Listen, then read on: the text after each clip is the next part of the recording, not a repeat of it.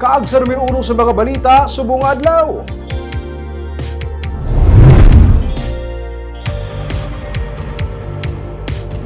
Alyansa sa mga independent candidates nga ginapangunahan ni Councilor Wilson June Gamboa Jr.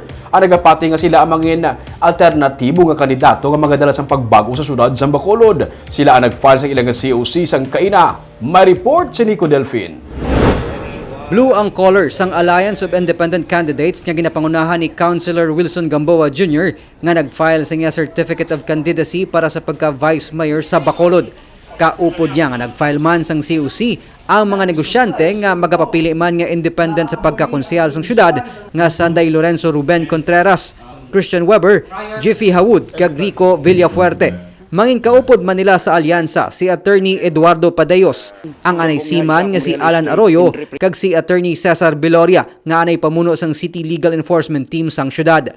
Ginsiling sa mga kandidato nga sila ang alternatibo nga mga kandidato nga sarang makadala sang pagbago sa panghimanwa sa tuyo nga malampuwasan man sang pumuluyo ang epekto sang pandemic. Sila man ang nauna nga mga kandidato nga amo lang ang nakapirma sa Integrity Pledge sang COMELEC para sa natalanan nga 2022 national kag local elections. The offer continues as of yesterday, as of this morning. In fact, even when I was at the Comelec area, kay tungod nga they are looking for an alternative candidate. Tuntugin.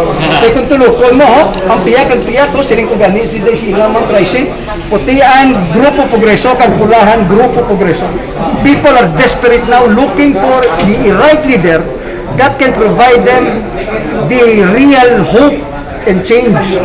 So we have so many things that we can actually adapt, that we can bring it, in Bacolod. Kami ng mga bago nga wala man sa, probably we can help and we can do something. And probably, yes, we are the change that we are talking about. Si Gamboa ang magapapili sa pagka-BC Alkalde batok sa incumbent Bacolod Vice Mayor Alcide Familiaran sang Grupo Progreso kag anay konsehal Attorney Cesar Distrito sang Asenso Bacolod. I will support Albi Benitez. But with the current members that he has now in the party, siling ko, I begin to question already. Ako na sila yung kabla-putian, Grupo Progreso. The majority of the members there are members of the Grupo Progreso. Nag-aisahan nun ako sa konseho. I am the only one there. Because as early as last year, December, pabalo na ini sila, nga masaylo sila.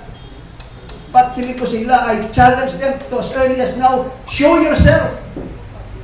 We still have how many months sili ko remaining before the filing. Pagkablo mo kung sabat nila sa amon. Maningya, di kami anaya. Ginakabig bilang nagaisahanon nga katapos ang opposition si Gamboa sa konseho sang syudad. Pero upod sa mga independent candidates nagapati sila nga sa tion sang piniliay, hindi sila magaisahanon bangod mangin kaupod nila ang pumuluyo nga magadepende man sa pagbago nga ila pagadalon kung sila ang mangin madinalagon. Nico Delfin para sa DG Cast Negros.